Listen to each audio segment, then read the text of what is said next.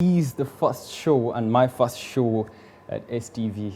What an irony. Well, we're going to be continuing with the conversation with Mr. Leonard Mulekwa, who is the Acting Secretary and Director of Operations at the Electoral Commission.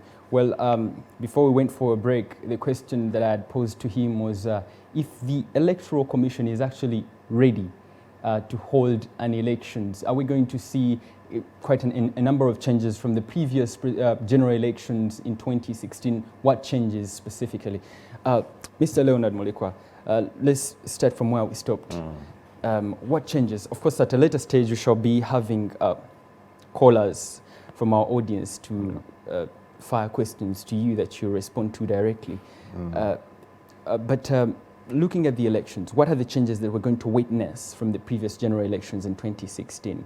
We witnessed the biometric strip being introduced for the very first time in the electoral history of the Republic of Uganda. What changes are we going to see this time around?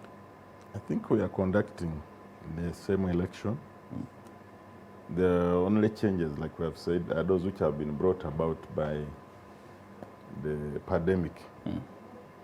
So if now the life under COVID-19 is the new normal, then there is nothing new. Because I think the issues we are talking about now are no longer new in Uganda. Absolutely. Because we have lived now. Now we are some months in it. And I will believe as we move on, we are going to move on, getting used and perfecting how we wear masks. We are going to perfect the washing of hands. And we are going to get used. Because the Ugandans we have been used to in the past. Wherever we meet, we hug, we peck. Now, some of these things we have to get used, not to practice them. So in terms of the elections, we are going to conduct the same election. We are going to have it the same way. The only change is that now, because of the COVID-19, we have to change the way we behave. We should now have masks. We should wash hands, which was not an issue. You washed your hands in your home, and that's it. Now you are going to wash at your home. You reach at a polling station, we are going to ask that you wash your hands, inevitably, that you must be wearing a mask. So these are the only changes. But people should turn up and vote as they have been voting, and vote the leaders they want. To avoid a recap of history, of course, negative history, where we saw the electorates, but also stakeholders in the general elections complain of irregularities in the 2016 elections, where voters' voting materials didn't arrive in time in certain areas. For the time you've been in office and in that very critical position, what changes have you endeavored to make as we head to 2021? As a commission, yes, we did have those challenges last general elections where we had 8 polling stations in Kampala and Wakiso receiving polling materials late, and we learned a lesson from it. Yes, we apologized to the country, and we had a lot of lessons from that. And since then, the institution has been working and putting in place measures to make sure that polling stations all receive materials in time. That one was a big lesson and happened because of some logistical issues. But I think we learned that. So we have been able to plan ahead, and we promise Ugandans this time round we are going to have materials delivered at all polling stations in time. And for the elections that have been already taking place under the special interest groups, I think we have had all our materials in place, our officials in place in time, and we have also had the SOPs in place. Our staff were wearing masks. We had hand washing facilities in place. Because that's what we promise Ugandans. We shall have materials in place, we shall have hand washing facilities in place, and our staff will be wearing masks. And we appeal to the voters who are turning up also to turn up in masks. Absolutely. To many stakeholders, the irregularities in the 2016 elections could have been interpreted as either a syndicate that was deliberately, well, designed to frustrate certain stakeholders. But frustrate who? Let's discuss the independence of the Electoral Commission. How independent is the Electoral Commission, starting from the structures to the execution of your mandate that is given to you constitutionally? I think if you look at the commission, where do you want to see the independence? At every level. In the way they take decisions. The commission sits at the commission and takes a decision without calling to consult anybody. And that's why even when we released the revised roadmap, even the government was like, why now? The president was consulted. Yeah, but he was not consulted on whether we should go ahead. He was consulted because we wanted the money. But as to whether we should roll out, that was not the matter. We went to him and said, we are rolling out, but we want this money. And in the capacity of the president. And even him was like, but how can you roll out in this COVID? We said, but we have put measures in place. And you asked, can you discuss those measures with Minister of Health? Who are the experts? We discussed with them and they were satisfied and we rolled out. Absolutely. So we take decisions as a commission and we don't have anybody to consult to take a decision. We consult the laws. And that's it. We only consult on issues of money, and I'm sure we cannot be independent on funding because we don't generate money. Absolutely. Government does. So if we have to go to government for money, if asking the government for money makes us not independent, then maybe we are not in that aspect of money. Why then not write to the Ministry of Finance directly? Yeah, we wrote to finance, and the finance was not responding. And for us, we were worried of time because already we had lost 3 months. And wanted to pronounce ourselves, and finance was not responding.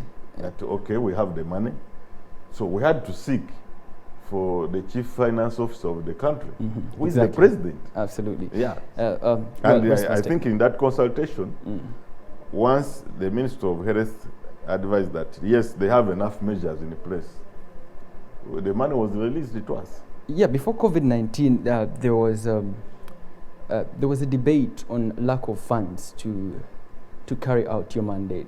Has that been covered if we delve deeper into the money issues? Yeah, financial constraints as a country, I think it is affected by the basket, and everybody is financially constrained.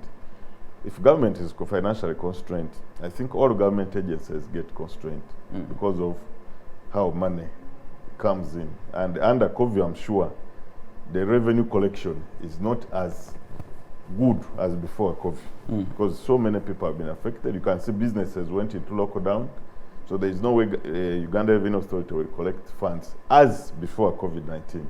So because of that, yes, government has to rationalize the resources they have. So I cannot say we have all the money we have, but we have been promised by government as we move alongside our roadmap that they are releasing the funds. So we are sure that they will release the funds. Because last general elections, they gave us all the funds. But you see government releases funds on a quarterly basis. So we are sure we shall conduct our activities and that government will give us the funds. But you're still behind schedule. How sure are you that the funds will be in your hands by the time you roll out the activities? No, we are not behind schedule in our activities. Yeah. Because even with the way we rolled out our roadmap, that's how we are moving. Yeah. Okay. I want to leave the subject of the money covered once and for all. Let's move on to the participants, the stakeholders at various levels, the candidates. What vetting procedure do you use to ascertain their funding sources? Parties have an obligation to submit and declare their sources of funding. It's their obligation. And how important is this to the election? To the election, you know, because of the electioneering processes and because of the country laws on money laundering and I think that's why there has to be that they should be able to declare their sources of funding. And the laws say they can receive money from anybody apart from countries that could be categorized as hostile. Yeah. So because of that, they declare so that they see is their sources of funding right, or they are people. So this has a huge infringement on the diplomatic ties of the nation. It shouldn't infringe. Yeah. Because all countries where if you see as a country we relate. If you're saying they're hostile countries, then that means it's a diplomatic issue now. Yeah. Because if a country is categorized as hostile, I'm sure even there will be no diplomatic relations with us. Absolutely. So if you want to receive money from that kind of country, why should you? Yeah. So it's really to make sure that that happens. Absolutely. Yeah. Well, at this very juncture, we shall be moving into the phone calls to engage the public. Like I told you, it's going to be a mixture of our audience, the viewers out there, and they'll be talking to us directly in studio right now and firing their questions to Mr. Leonard Mulekwa, the Acting Secretary and Director Operations at the Electoral Commission. Hello? Hello, Sebo. Yes, Sebo. It's Kasavuka. Yes, Sebo. Mukwano gwa SK Mbuga nenga mbere no Masaka Kyotera. Yes, Sebo. Kati ekibuzo kyembuzo omukulu w'akakiiko ak'ebyokulonda. Yes, Sebo. Ekibuzo nno kinene kuba kati oyinza okubeera ne famire.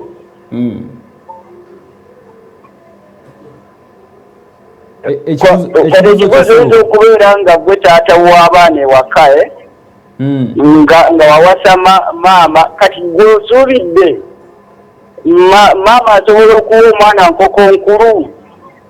Kuba tulaba Oweekitiibwa Pulezidenti Museveni alonda akakiiko ak'ebyokulonda nti tusuubire akamazima n'obwenkanya. Weebale nnyo Ssebo olw'ekibuuzo kyekyo era ngenda kiwa omukulu Leonard Mulekwa abe ng'akiddamu butereevu. So Mr. Leonard Mulekwa, you had the gentleman online still discussing the independence, but we shall be coming to that. Let me get another phone call. We shall be having around 3 phone calls, then we conclude. Hello? Hello? Hello? Hello? Hello?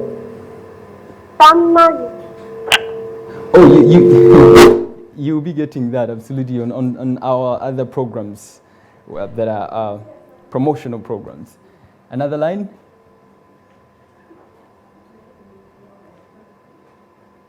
As we wind up, if there's any phone call, but Mr. Leonard Mulekwa, in the meantime, as we get another phone call, is there someone?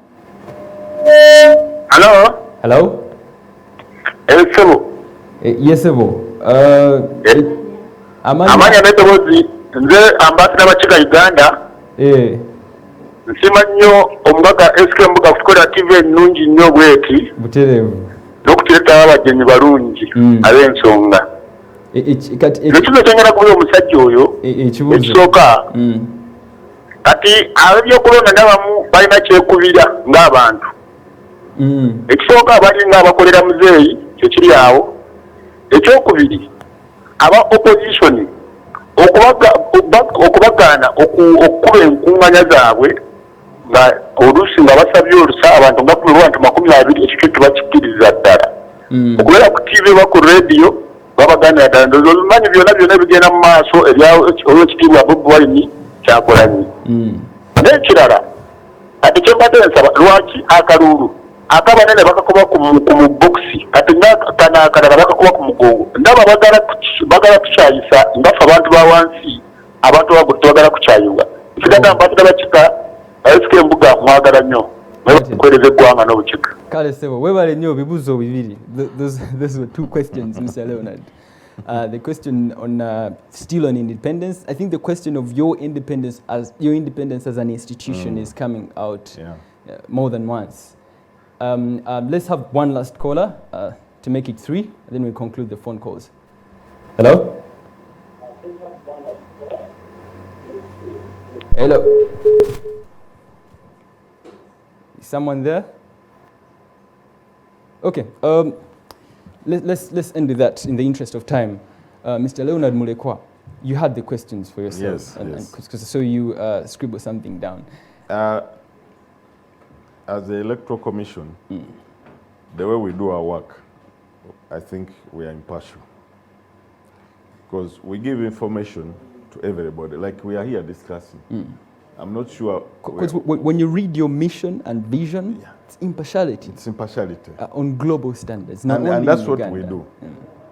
I don't think the issue of saying the commission consulted the president, that makes us impartial. It doesn't. We did not consult him as candidate himself. We consulted the president of Uganda, who is responsible for the financing. Because the person responsible for the national budget is the president. So if the person designated in the Ministry of Finance, we think they are not responding to our queries. The first gentleman we had on the phone gave an analogy of Nkoko Nkuru and... Yeah, because he was talking at the same thing because we consulted the president. Exactly, but the fact that it's the president that elects you as the structures, makes the structure of the Electoral Commission, how then do you believe that you can actually be independent or be in the interest of another party and not him? Yeah. Look at the way the commission is appointed. It's not appointed by the president. Let's look at the process. Yes, the president nominates people, but the appointing authority is Parliament. Absolutely. Yes. If Parliament says, Mulekwa, you have been offered, we are not approving you, can the president appoint that person? Of course not. It doesn't. So who is the appointing authority? Is it the president or Parliament? In that aspect, it's Parliament. Because Parliament has a say on who is appointed as a commissioner. Parliament just approves. No. Because they have rejected people before whom the president has nominated. So who has the authority? It's Parliament. The appointing authority lies in the hands of the fountain of honor, the president. Yes, but the person who approves the appointment. Okay, it's like in a ministry. The PS may issue an appointment letter. Who is the appointing authority? It's Public Service Commission. Because public service is the one who issues and instructs the PS to appoint you. Very true. So by signing the appointment letter, is the PS the appointing authority? It's not. Of course it's not. Public service. So in this case, Parliament, which vets and approves people for these positions, is the appointing authority. If Parliament says, if the president says, I want to nominate Elijah for a ministry, and Parliament says no, will the president appoint you? Of course not. So who is the authority? Is it the president or Parliament? But perhaps the president could have a word. Yeah, but if they say no, and they have said not many. So it is Parliament with authority. Oh yes. And I think Ugandans need to know that. Let's move on to the other since question. Parliament has authority, it is Parliament, and we report to Parliament. We submit our reports directly to Parliament. So that's where the authority is. In terms of stopping people from campaigning, for me, accessing media stations. I want someone to tell me that I want to hold a meeting. And that's what we have said. If you want to hold a meeting, say, write to us and say, Saturday, 29th August, I want to hold a meeting. Some people have claimed they've written. People have claimed they wrote, written. They did everything, and that's what I said stopped. earlier. That when you write, indicate that I'm going to hold it in this place. I have so many people turning up for that meeting. We are going to come and inspect the venue. The venue should have toilet facilities. Those are sanitation facilities. It should have hand washing facilities. It should be space enough to space people. If that number cannot, like I gave an example earlier, if you say like a hall in this, like this studio, if you say I want to seat 100 people here, can they fit? Of course not. But so if they can't fit and you insist that you want to hold them there, we shall stop you. Now when we stop you, is it us who have stopped you? But not to confuse the Umuntu maybe we shall put in a little bit of Luganda, but we've witnessed some people in the ruling party, the NRM, ministers at that, hold rallies in these days of the COVID-19. I don't want to mention names, but we've without seen respecting the SOPs. Yes. Then police should be faulted for not stopping them. The other party of the opposition, or the opposition participants, when they do something like that, they are stopped. Okay, but then when it comes to the ruling party, the NRM, when they do that, I think we have intervened when the police stopped Honorable Kyagulanyi. We called the police and Honorable Kyagulanyi in a meeting. And yes, the warriors, when he came and he wanted to consult as aspiring candidate for presidency, and they stopped him and we called the police. We said, why are you stopping him? Yes. So does So that we mean were able to intervene. does that mean But that also- the police does not work together with you? They are supposed the to work. synergy isn't there. They Yes, they are supposed to work. following the instructions we give. Yes. So if they don't follow, we call them to order. Yes. So, does, So does, that's, in does that case, we were able to call them with honor of should I in one conclude that the meeting. synergy is not strong? Because you're is. supposed to work together. It You're is- supposed it to is take a strong. coordinated course is of strong. action. It is strong. But there could be people, as individuals, who may violate and taint the image of an institution. Because if we have said one can hold a meeting, as long as people have masks, the distance is observed, and the number of people can fit in that hall, and police says, I'm stopping you, they are wrong.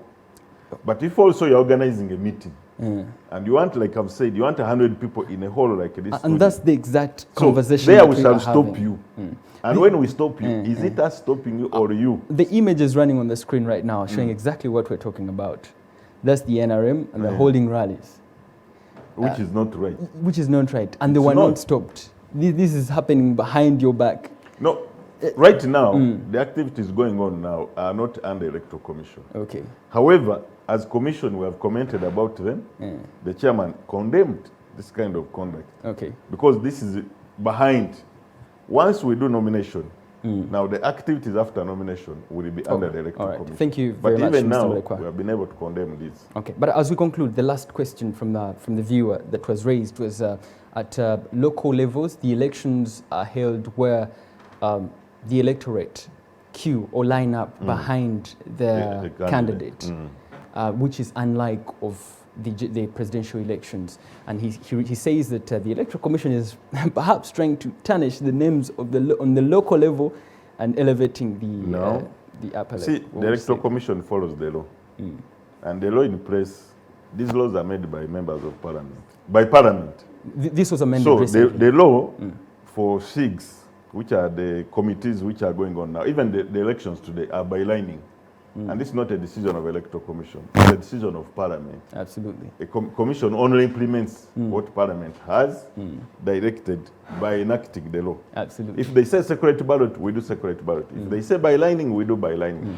So if there is anybody to blame why we are lining today, it should not be Electoral Commission. So moving forward, are we going to see a difference in as far as the campaigns carried out in a social distancing way? Let me use that word. As long as someone follows the laid down procedures for campaigns under COVID-19, people will be free to conduct. There is no limitation on number of people. Absolutely. Your last remarks. I want you to assure Ugandans that come 2021, they will have very credible elections as we conclude. Thank you. Yeah. I want to assure all citizens of Uganda, all the people registered as voters, or those who want to participate in elective offices, please come and participate. Pick the nomination forms, get your people to support you. We are going to follow the law as is. And our guidelines are issued. They can be accessed anywhere. Because of COVID, we have put them on our website. You can access them there, www.ec.or.ug. The guidelines are there. You can read for yourself how things are supposed to be conducted. If you find our official not following the guidelines as laid out, please call us and say, but I'm here and this person is not following, and we shall bring that person to book. So Absolutely. I want to encourage you, be out there, be eyes where the commission is not, and the media also. I think I want to thank you. STV and all other media houses, you have done a good job in taking information to the people and exposing some of the things we are seeing. Like those people who are not following the SOPs under COVID-19. I think go ahead to expose this. Absolutely. Go ahead to relay information And to that's the our people. job. And want to thank you. With all your crew for giving me. It's also my first show in the studio. And coincide that is also your first show. It's as you both our said. first show. So I think that's interesting, and we look forward to more shows under this. It was great having Thank you you. in studio, Mr. Leonard Mulekwa, and thank you for honoring our invitation. Thank you. Namaste. May God bless you. Thank Well, as we conclude the show, you've heard it for yourself. Mr. Leonard Mulekwa is the acting secretary at the Electoral Commission, but also doubles as the director of operations. He has been telling us on casting an eye, generic and going in depth into the analysis of how the election, the general elections and also the local elections have been going on, but how ready Uganda is to hold an election in a crisis or recovering from a crisis at a time like this. Thank you very much for engaging us on all our social media platforms. You can continue with the conversation on this particular subject, on how and what will shape the elections come 2021. God bless this proud nation. Peace out.